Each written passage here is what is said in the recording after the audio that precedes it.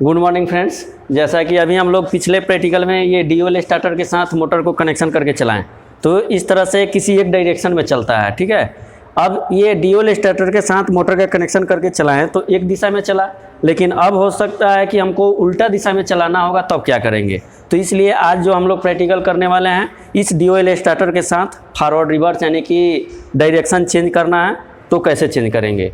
तो अभी हम लोग थ्योरी में पढ़ चुके हैं कि 3 फेज इंडक्शन मोटर का डायरेक्शन चेंज करने के लिए हमें क्या चाहिए। ये 3 फेज जो सप्लाई दिए हैं मोटर में, उसका किसी 2 फेज का उसको चेंज करके देखेंगे। ठीक है, तो सबसे पहले ये अभी ये कनेक्शन किया हुआ है पैनल में मोटर के साथ, ये एमसीबी है, एमसीबी को ऑन करेंगे और ये सप्लाई दे रहा है, और यहाँ इंडिकेटर से भी ये टेस्टर से भी हम लोग ये देख लेंगे कि ये लाइन दे आ रहा है। ठीक है, इस तरह से तीनों फेज में लाइन आ रहा है।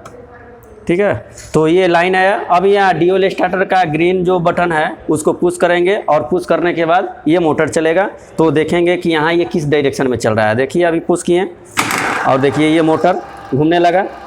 ठीक है, तो इस तरह से देखेंगे कि मोटर फिर बंद करेंगे तो देखना पता होगा कि ये किस, हाँ बोलिए।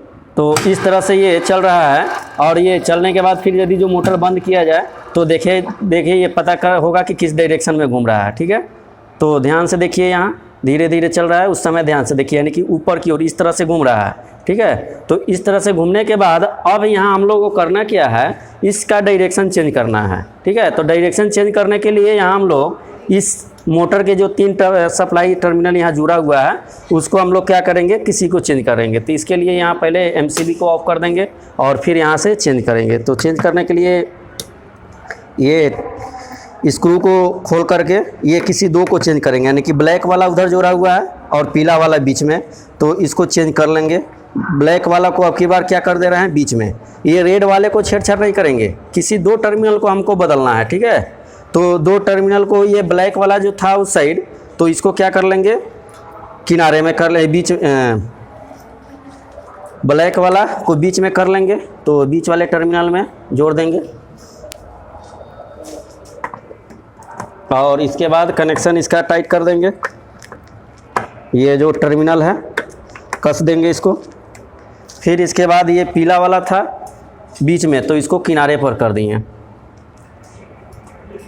तो इसको ये किनारे वाले टर्मिनल में कस देंगे। ठीक है, तो इस तरह से कसा गया। अब यानी कि पहले जो था ये ब्लैक वाला इस साइड यानी कि किनारे, तो अब क्या कर दिए, बीच में कर दिए।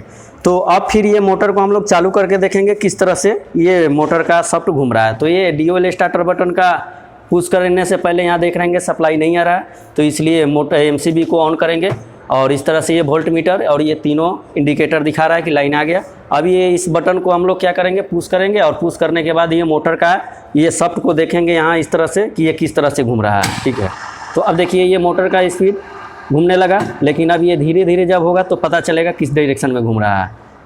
अभी पहले इसके पहले उल्टा उस तरह से घूम रहा था, अब ये नीचे की ओर घूम रहा है। ठीक है, तो यहाँ ये फेज चेंज करने से एक बार और देखेंगे, ये पहले उस तरह से घूम रहा है, अब फिर ये इस तरह से उल्टा घूमने लगा। तो इस तरह से हमें ये क्या पता चला, मोटर का डायरेक्शन चेंज करना। तो यहाँ से अभी हम लोग मोटर का डायरेक्शन ये चेंज किए, यानी कि इस फेज को बदल करके 3 फेज सप्लाई को बदल करके चेंज किए। ठीक है, मोटर का टर्मिनल को चेंज कर दिए, तो क्या होगा, घूर्णन दिशा चेंज हो गया। तो क्या अभी कोई कहता है कि नहीं, ऊपर से जो सप्लाई ये ड्यूल स्टार्टर में आता है वहाँ से भी बदलने से क्या हो जाएगा, मोटर का टर्मिनल और सप्लाई का टर्मिनल बदल देंगे तो वहाँ से भी डायरेक्शन चेंज हो जाएगा। तो अब चलिए इस स्टार्टर के ढक्कन को खोलेंगे, और फिर इसके बाद यहाँ से बदल करके हम लोग देखेंगे कि क्या इसका घूर्णन दिशा चेंज हो रहा है कि नहीं। तो इस तरह से ये ड्यूल स्टार्टर का ढक्कन खुला, और खुलने के बाद यहाँ देखेंगे कि ये टर्मिनल कनेक्शन तो किया हुआ है, तो चलेगा। लेकिन अभी हम लोगों को क्या करना है, डायरेक्शन चेंज करना है। तो डायरेक्शन ये जो रेड वाला है उस साइड जोड़ा हुआ है, और पीला वाला इस साइड जोड़ा हुआ है। तो क्या करेंगे, ये पीला वाला को उस साइड जोड़ देंगे और रेड वाले को इस साइड कनेक्शन कर देंगे। और कनेक्शन करने के बाद तो इस तरह से पहले एक बार हम लोग डायरेक्शन देख लेंगे, ये पुश बटन करके ऑन करके किस तरह से डायरेक्शन में चल रहा है पुली के सॉफ्ट पर। तो यहाँ देखेंगे, इसको ऑन करेंगे तो किस डायरेक्शन में चल रहा है ये से पता होना चाहिए, ध्यान से देखना होगा किस डायरेक्शन में चल रहा है। ठीक है, तो फिर अगले जब ये टर्मिनल को बदलेंगे, देखिए अभी वो उस तरह से यानी कि एंटी क्लॉक, बाएं साइड से इस तरह से घूम रहा है तो यानी कि एंटी क्लॉक होगा, फिर इधर घूमेगा तो क्लॉकवाइज हो जाएगा।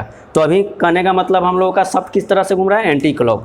अब यहाँ हम लोग ये सप्लाई को बदलेंगे तो इसके लिए MCB को ऑफ करना होगा। और देखिए यहाँ ये पीला वाला टर्मिनल को खोलेंगे और खोलने के बाद ये लाल वाले टर्मिनल को भी खोलना होगा।